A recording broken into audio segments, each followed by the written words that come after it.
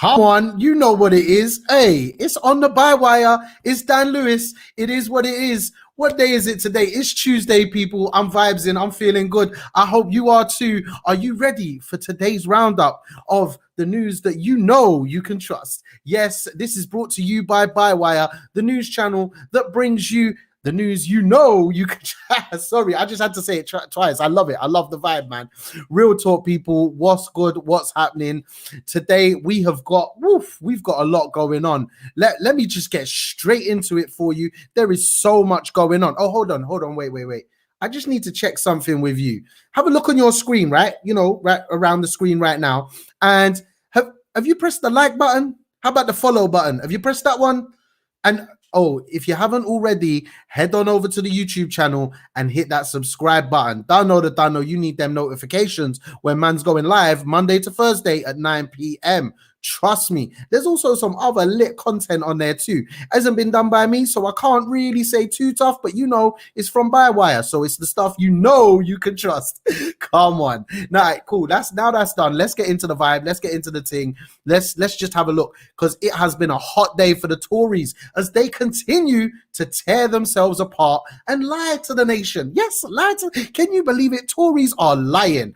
Priti Patel has been found to be lying when speaking to the police about putting together her police and courts bill. Yeah, like, so she goes into parliament and she's like, yeah, I've spoke to the police, I've spoke to these people, and she ain't spoke to no one, blood. She ain't spoke to the people that this thing actually affects. Like, I ain't surprised, but I'm just making a point, people. It's not on, it's not good, it's not right, it's bad vibes, man. Pretty, man, dust out yourself, you get me? Boris Johnson, on the other hand, he doesn't seem to have taken the time to even talk to his own MPs about the whole vaccine passport thing, man.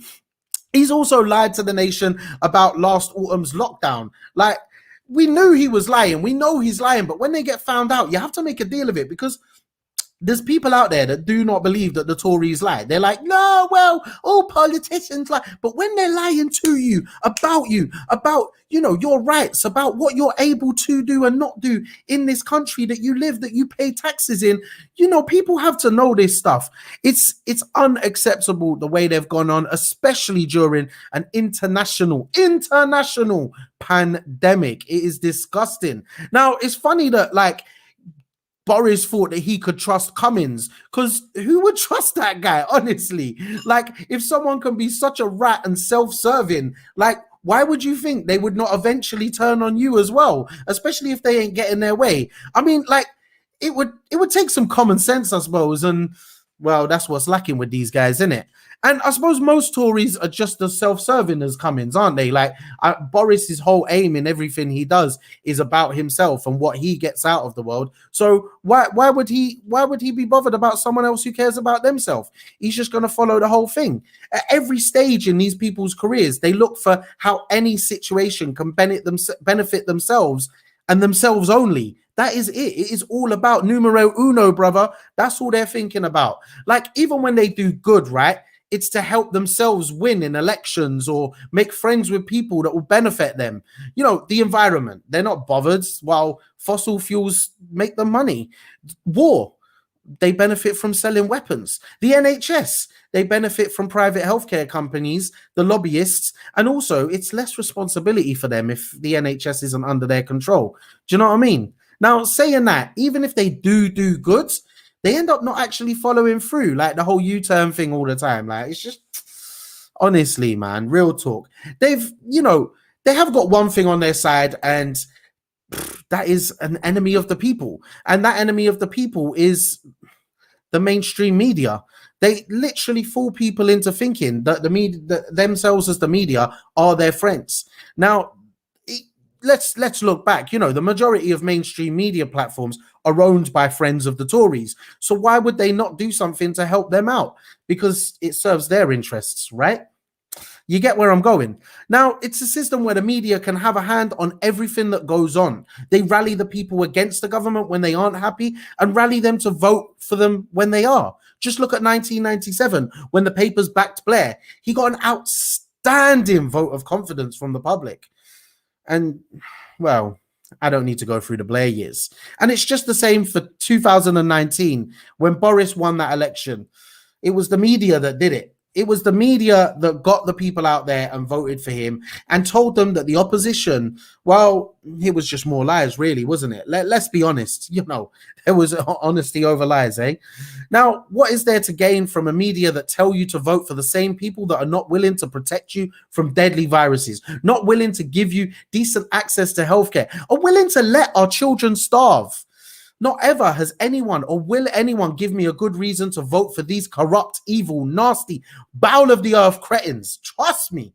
They demonize the poor in our country for simply trying to live while they actively rob the treasury for their friends. Today, we found out that £70 million was paid to a jeweler in Florida for PPE stuff, but we never received the PPE. It's just the same story over and over again. Just imagine if that money went to manufacturers here in the UK that were offering to provide that same PPE at a lower cost. Just think about it. That's so anti-patriotic. They say they're patriotic, but they're not. They will literally shag a flag and watch a veteran die on the street before they do anything patriotic. Look at the country and tell me this government are patriotic. As things crumble, as things fall, as the NHS is taken from under our noses, tell me they are patriotic. A flag means nothing. And there's a little message to the opposition there. If you want to stand by a flag, by all means, go ahead. But unless you're protecting the people that need it, dust out with yourselves. I know I want to hear from you. You get me? Now, 2 years ago, school children across the world walked out of school to protest against the government's lack of action on climate change. Boris, in the 2019 election, promised to take action. Any chance he gets, he talks about it and mentions wind turbines. He always loves mentioning wind turbines and a green industrial revolution. Now, I have to mention Rebecca Long-Bailey, who, with a fantastic team around her in Parliament and the community organisers of Corbyn's Labour, helped build a very sound plan for tackling climate change. And it was named the Green Industrial Revolution, which Johnson has robbed for her. While we're on the point of Labour, we have got Andrew Fisher on the show later on to talk about the news of the 90 redundancies in the Labour Party. We'll get to that later. Don't worry. Let's get to the independent news coverage first. Now, Boris knows he's robbing it from Labour, the old way of taking their ideas and using their plans to build an excitement around the Tories that has no substance and holds no real implementation of change. Now, ahead of November's COP26 conference on climate change in Glasgow, the government is still falling behind on its stated ambitions for reaching a net zero carbon emission by 2050. Let's not forget that we need to be carbon zero by 2030 to actually stop the irreversible climate change things happening. Now, I'm not an expert on these things. I listen to people who are experts and I read their stuff. And they're saying by 2030 is the absolute latest. Yet we're giving it 20 years. Let's be honest. If we're waiting an extra 20 years, they're like, oh, we can't do it by 2030. We're going to do it by 2050. Are they going to do it by 2050? Are they really? I think we should be pushing for 2030, people. If we want to protect our futures, our kids' futures, their kids' futures, just everyone's future. Now, Thomas Perrott from Byline Times has looked at the corporate greenwashing on the government's road to net zero.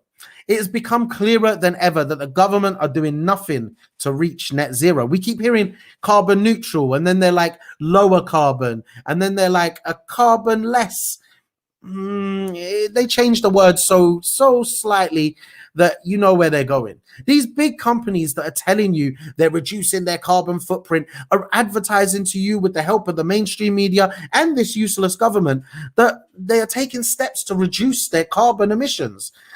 But in fact, the organization of the petroleum exporting countries, also known as OPEC, OPEC, have this week announced overall production will increase by 400,000 barrels per day on a monthly basis. 400,000. Why would they want to increase oil production when the world's leaders are aiming for carbon zero? Come on. You see what it is, man. You see what it is for what it is. Do you get me? Keeping with the Tory lies and failures, though, the Canary have reported on Boris's latest shambles over vaccine passports. Clubs, backbench Tories, and opposition MPs criticised Boris Johnson's announcement on Monday, the day that clubs in England were allowed to open for the first time since March last year. Now, I mentioned it yesterday. It was beautiful. It was so beautiful to see all these like 18 and 19-year-olds and 20-year-olds that had never been into a club and dance before. All these people who missed that feeling of just dancing, getting a bit sweaty, feeling the bass in their bones, and just vibes into the whole thing, man. It was so beautiful. I was slightly jealous, but at the same time, you know, I had stuff to do on Monday morning. I can't wait to get myself into a club when I feel safe and prepared to. But like, this is such a beautiful thing. And Boris is basically talking about making people have to have passports to be able to do things and all kinds of access. It doesn't work. And given everything else that they've done, there is so much more work to be done around this. Now, on top of his speech yesterday, that led to confusion over who should and shouldn't isolate. It seems Boris made promises last year that don't make sense now, but the guy who doesn't actually listen to what he's actually saying himself, he just enjoys the sound of his own voice, is going back on his word. Remember I said about U-turns? Now, especially regarding the blanket exemptions, that's a crazy one because he made a certain promise around that. And it's not looking great, really, when you're the prime minister that has so much support in parliament, allegedly, but your own MPs are starting to talk about how they don't know what you're doing or planning, or even worse, start rebelling against you. It's hilarious watching the Tories talk about being let down by other Tories. Like, what did you expect, fam? You're all Tories, dickheads.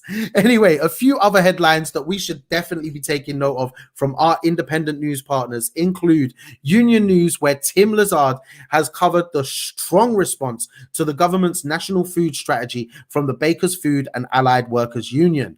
Now, shout out to Tim Lazard, by the way. Man working all the time to get that Union News out to us. We will always provide you guys with updates from Union News. Now, the Bakers Union have said that the strategy only offers crumbs. What a bar, man. Come on.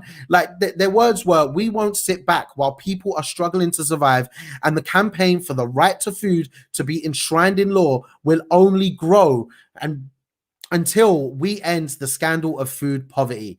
Big up the Bakers Union. Now, if you want to learn more about the Right to Food campaign, have a look through our playlist on YouTube and watch the episode with Dave Kelly from Fan Supporting Food Banks. Big up them guys. They've been doing loads of work over the summer as the football season has been out. I can't wait for the football to come back, you know. But real talk, these guys, they've been out there, and there's Fan Supporting Food Bank groups all across the UK. And if you want to learn about the Right to Food campaign, definitely get involved and check those guys out, or head over to Ian Byrne MP's Twitter. Now, also, Sean Norris from Byline Times has covered an exclusive look into the new firm linked to the Conservatives that will be a new immigration detention centre for women. Now, it's disgusting that we have these detention centers, and it's even worse that these places are run by companies that have no care for the well-being of the people they are paid to look after. Over any of these sites, you go and see exactly what's going on, and the way people are treated, it is unacceptable. It is inhumane. And the fact that the Tories are literally giving these contracts away to their friends, Tories are bad people and their friends are even worse. Trust me, look at how everything else is going in this country. It is unacceptable. We need new laws around migration, and we need new laws about the way that we protect people that are maybe undocumented or seeking asylum here in the UK, because we need to protect these people, especially seeing as it's our money that's gone on the bombs that have destroyed their homes, community schools, hospitals, and all of that. It's horrible. Now, over at the New Internationalist, David Banks has been making the case for universal freedom to roam. I love this. This is brilliant. I like the piece, and David takes you on a journey of understanding the thinking behind who owns what land and what can be done when the land is in the wrong hands. Also, he looks at the power of the people, how it's definitely relevant in how we can start to protect our land around us, even when the land is owned by people who have no respect for it. Now, back over to Byline Times. Richard Sanders has called out the character assassination of Meghan Markle. Now, I don't have much sympathy for Meghan, given she knows she's married to a racist family that still sit on the stolen jewels of the British Empire. She knew this when going into this, and she knew there was going to be problems. But racism is unacceptable, and I can't turn a blind eye to it. If it exists somewhere and a person of color walks into it, although maybe they could have avoided it, it shouldn't be there in the first place. So they have every right to do what they want to. So I do have some respect for Meghan and some sympathy here, to be honest. Now, as the tabloids speculate that a newly announced autobiography of Prince Harry will really have been written by his wife, Richard Sanders sheds light on a 21st century tale of racism, class, and misogyny. Let's be honest on this one. We knew there would be problems. Look at Diana and what happens when she was dating a Muslim man. R.I.P. Diana. I love that Richard has really spent time looking into Meghan, not in a weird, creepy Piers Morgan way, but actually understanding her character, experiences, and who she is, which makes a fantastic piece for understanding of what the press should actually expect. He rounds up the article comparing Meghan to Lisa Simpson. And for us Simpson fans, I think we can agree Lisa is not someone you want to mess with. A strong female character that will stand up for the environment, against sexism, and defiantly wants a better world for all. I love that. I love that. Definitely go check out those pieces. Big up to all of our independent news partners. You guys are doing bits. While you're on their websites, hit subscribe, hit donate, like their Facebook pages, follow them on Twitter. You know what it is. The support is the support. We had Dev on the show a little while ago, and he made it very clear we need to stop sharing the mainstream media stuff and start sharing the independent media stuff. So think about when you're sharing stuff online as well. Make sure you're sharing the right kind of media, the media that stands up for you, the media that speaks for you, and the media that if you donate is owned by you too, not by billionaires living on islands, not paying taxes elsewhere that don't have your interests at the heart of what they're doing. Now, also in today's news, the Labour Party have announced they are axing 90 staff. Considering they are the party created by the workers, it's a bit scary how many workers they've let go over the last year. Along with this news came the understanding that the reason for this is their finances. Their finances aren't looking good at all. It begs the question as to what makes a good leader. Keir came in as a fresh start and the one to lead the party to victory. After losing a by-election in a Labour safe seat and crashing through the local elections while tumbling down in the polls, I'm pretty sure I remember someone saying anyone else would be 20 points ahead. Was that just my imagination? I don't know. Now, this is an epic blow to his leadership. No? Well, the mainstream media seem to think otherwise, and they're being propped up by one of his London-based MPs who said on TV last week that he's Labour's version of Southgate. No, there's no applause. I don't think they've got that one. That's not yours. You can't have that one. I'm struggling to see it. Past the vomit traveling to my mouth. Like, come on, that's someone who knows a lot about the party. Someone who knows a lot about the party and finances is Andrew Fisher, Labour's executive director of policy under Jeremy Corbyn. Welcome to the show, Andrew. How are you doing, brother? Hiya, Dan. I'm all right. I'm not too bad. Probably better than a lot of Labour Party staff are feeling tonight. That's for sure. Well, I mean, that's grim. I was in that seat myself not long ago, and it's a horrible state of affairs, especially when this kind of stuff ends up on Twitter before it even ends up in your inbox, or let alone a manager coming and speaking to you about it. But that seems to be the way of David Evans at the moment. Before we get into this story, what are you up to at the moment? What work are you working on? How are you changing the world? I'm doing a lot of kind of freelance writing and little bits of media stuff as well. Also doing some kind of policy consultancy for various kind of campaign groups and organisations as well. So, keeping busy, but much slower pace of life than I was when I was doing 90-hour weeks for the Labour Party in the run up to elections and stuff. So that's good. And I suppose when you was in the Labour Party, you didn't have the worry of thinking about these kind of redundancies either. No, and that's true. I mean, look, obviously people read about it in The Guardian last night, and that's a terrible way to find out that a third of the staff are going to be cut.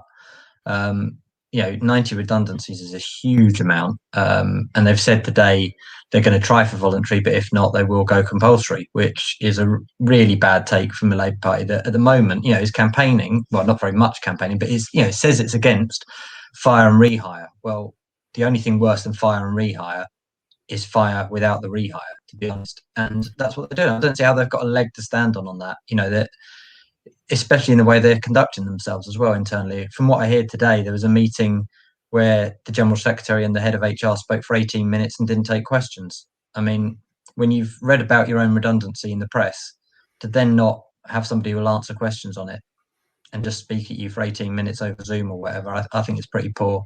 And it doesn't speak well of the Labour Party. Fire and rehire, just to cap on that's basically what's going on in a lot of private companies. A lot of big companies at the moment have tried to do this over the pandemic, which is basically it's saying to your members, we're tearing up your contract and we're going to re-employ you on this new contract, which will no doubt have worse pension scheme or no pension scheme, except for the statutory sort of minimum one. Will be on lower pay or less flexible hours or whatever else. So it's a way of basically cutting costs, and a lot of companies have done this, especially during the pandemic. It's obviously happened for years in a number of circumstances, but there's been a real intensification on it. And to his credit, actually, Andy McDonald is in the shadow cabinet, was in Jeremy Corbyn's shadow cabinet as well, is the shadow employment rights secretary, has done really well on this issue. One of the few sort of in the shadow cabinet who's really tried to punch on an issue and keep it going. So credit to him, but it's very difficult for the party at the moment. It'd be difficult for him because every time he goes up on the media now, he's going to get this, isn't he? Because it's all over the press, and it's huge level of cuts. I mean, obviously the community organising unit was cut last year, and a load of fixed term contracts, which normally happens after an election. People who were just brought in for the election obviously were then obviously let go. But with the whole community organising unit being packed in as well, I mean, that says more about the approach of the party to politics, I think, than it does about its financial state. But obviously today, that is about the finances. And look, the Labour Party is losing 8,000 members a month. 8,000 members a month. 8,000 members a month. So if you do that over a year, that's £3 million in revenue. Now, £3 million is about a quarter of what we spent on the 2017 election from memory. I think we spent about 11 million, so just over a quarter. So it's a huge amount of money, huge amount of spending, probably more than would have been spent on the last local elections campaigns and the mayoral campaigns and so on. Huge amount of money. And if it's losing that in the space of a year, if this carries on for another year and another year, the party's going to be bankrupt. And the problem is Keir Starmer said, I'm going to come in, I'm going to make the party a different beast, which he had the mandate to do that, I guess.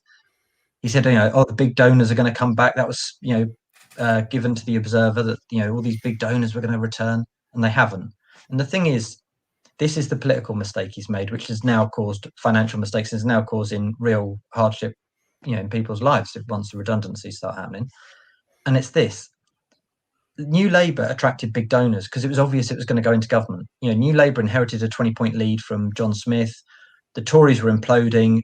Everybody knew Labour was going to win, and therefore big money wanted to influence the party that was going to be the government. That is not a privilege Keir Starmer has. Like Jeremy Corbyn and like Ed Miliband, he's inherited a party that's behind in the polls and has got to turn it around.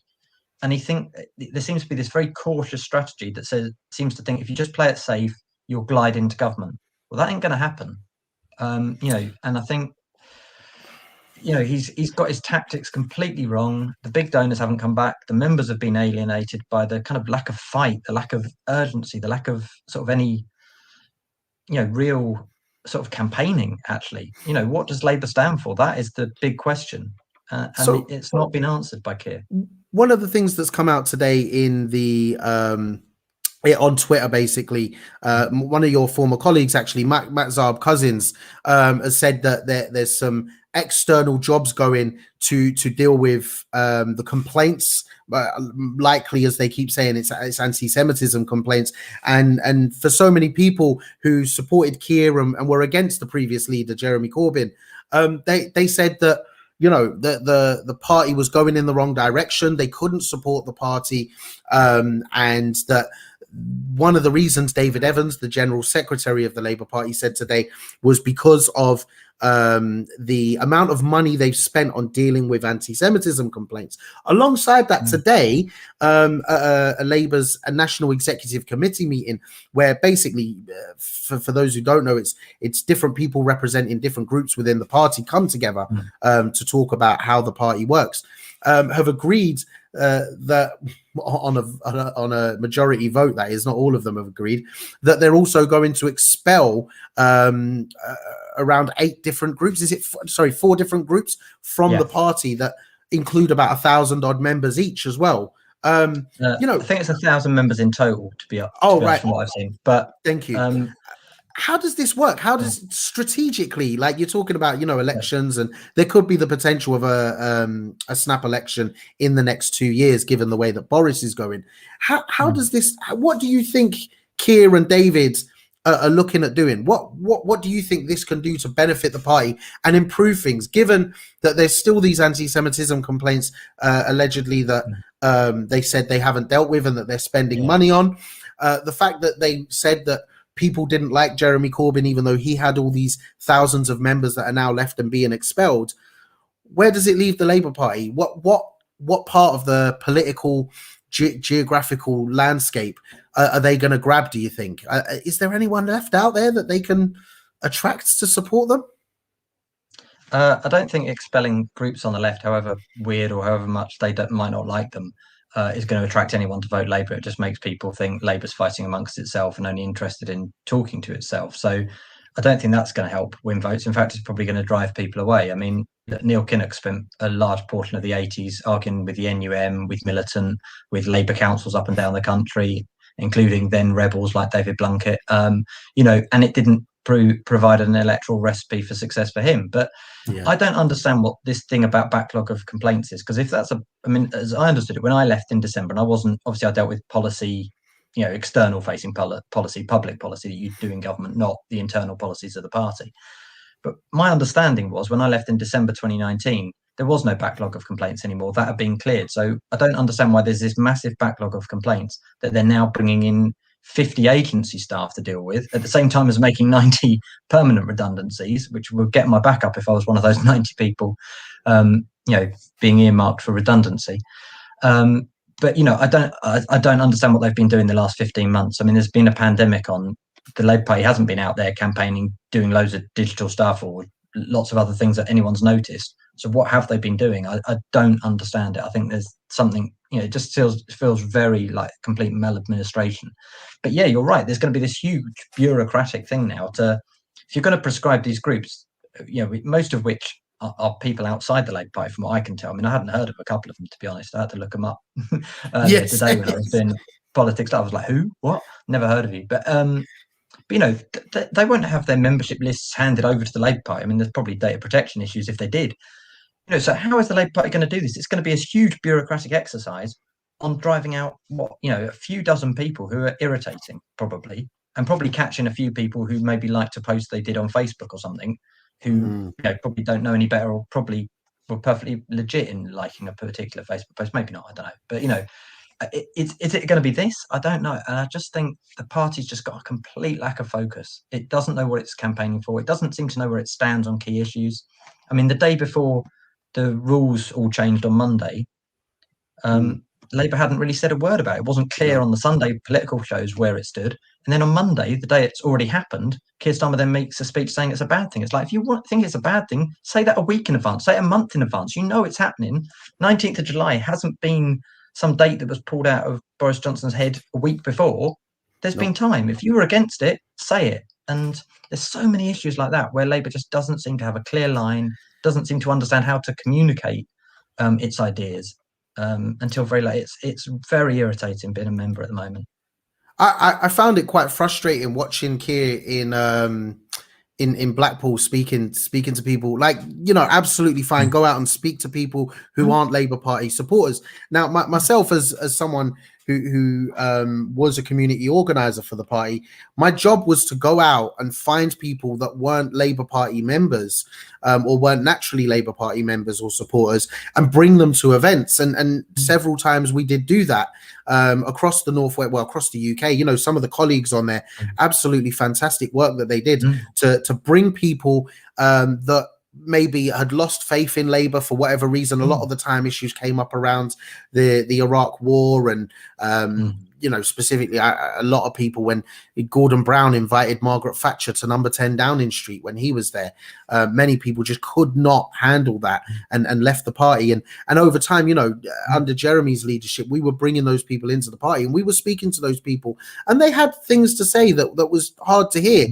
But like, I feel like Keir is just going out and speaking to people that just hate the Labour Party. Like, I think someone found out that one of the people he spoke to was a former Tory councillor. Like, don't get me wrong, I said earlier on in the show, a Tory's a Tory. You know, you're not going to win them over majority of the time. So the big question, and you see it online all the time, not just on the online bubbles, even when you do get to speak to people in real life. I would love to know your honest answer. Do you think Keir might be a Tory? Do you think he's secretly a Tory? No, I mean, look, the interesting thing is Keir was in the British section of the International Revolutionary Marxist Tendency in the 80s. Go ahead. No, seriously, a group called Socialist Alternatives, which wrote a magazine. He was on the editorial board, was a key player in it for a few years. Which, interestingly, I found some clips of it. They're on my Twitter feed. I've got some little screenshots of the magazine. You know, in '86, when Kinnock was trying to purge Militant, they were advertising Witch Hunt News, you know, which was campaigning against Neil Kinnock in their magazine, and saying, you know, the leadership's too middle of the road, too cautious, all this. I mean, it's hilarious. It's like a parody. You could write the same thing now. But you know, this is Keir Starmer, I guess, must be somewhere between 25 and 30 at this point. So when he was a young kind of radical lawyer, when he was doing a lot of the stuff that was in his promotional video for Leader, I guess, that kind of era, or just before it maybe. But yeah, I mean, so no, Keir comes from a kind of quite Trotskyist kind of left background historically, believe it or not. I don't know how he snuck into being director of public prosecutions at that point, or a bit later on. But yeah, he was. So he doesn't know. He's not a Tory, I don't think. I think what's happened to him, I don't know. I mean, yeah, I don't like to psychoanalyze people, especially people I don't know well. But yeah, I don't know. I think it's just caution, falling in amongst some bad people who are deeply factional, and there are some people in the party who are deeply factional, who just, you know, want to smash the left. They'd rather that than beat the Tories. I mean, you saw that when Jeremy was leader. They would rather beat Jeremy Corbyn up than have a go at the Tories, and that to me is ridiculous. I want to be talking about universal credit. I want to be talking about the cutting the pensions triple lock. I want to be talking about scrapping tuition fees. All these things about the complete mess the Tories have made on the COVID and lockdowns and you know, and relaxing the rules. But we're not talking about that because the party has decided, oh, we're going to make the news. It press released at the weekend, nothing on any of that, but on, you know, expelling these 4 groups. You know, I suspect all 4 of whom most Labour Party members, let alone the public, have never heard of. You know, it's just so pathetic, and I just think it's completely. I don't know. I honestly don't know what their strategy is. I don't even know if they think they know what their strategy is. It's that bad. What are we doing today, guys? What did Jeremy Corbyn do? Seriously, has he done anything today?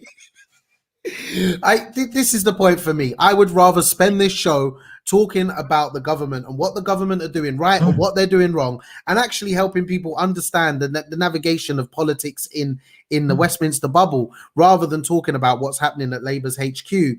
But I think it's important that we do recognise that the people who are meant to be taking on this government and leading to bringing down this government, we need to highlight when they're not doing a good job themselves of actually taking on the corrupt, evil, horrible, bowels of the earth cretins, the Tories. Listen, Andrew, thank you so much for coming on the show tonight. Really appreciate your time, and I always love reading your pieces, so keep putting them out there, and hopefully, you know, one day soon we'll have an opposition that wants to hear your ideas, and we can start to get some of your economic ideas into policy in government. You have a fabulous evening, my friend. Good to see you. Bye-bye. Take care. Cheers. There you have it. The guy, the main man, Andrew Fisher. Thank you so much, my brother. Like I said before, on this show, I want to spend time letting you guys know what is going on in the world. And also, when we talk about the government, making sure that we're challenging them on the things that they're doing. And they're actually out there with the aim to protect you and me and everyone around us. And the people who are meant to be holding them to account right now don't seem to be doing a very good job of it. So sometimes we got to jump on them, especially when it means they're not leading by example in regards to how we should be treating our workers and the people around us. So big up Andrew for coming true on the thing. Listen, guys, we're coming to the end of the show. I need you guys to do me a quick favor. Hit that like button, hit the share button. You know what it is. Subscribe. And after the show, head on over to bywire.news and check out all of our independent media partners, all of our latest news coverage, because it is big, it is lit, it is massive, it is, you know what it is. It's the news that you know you can trust. Come on, I'm Dan Lewis. This is on the Bywire. I'm looking forward to seeing you guys tomorrow at 9 p.m. You know what it is.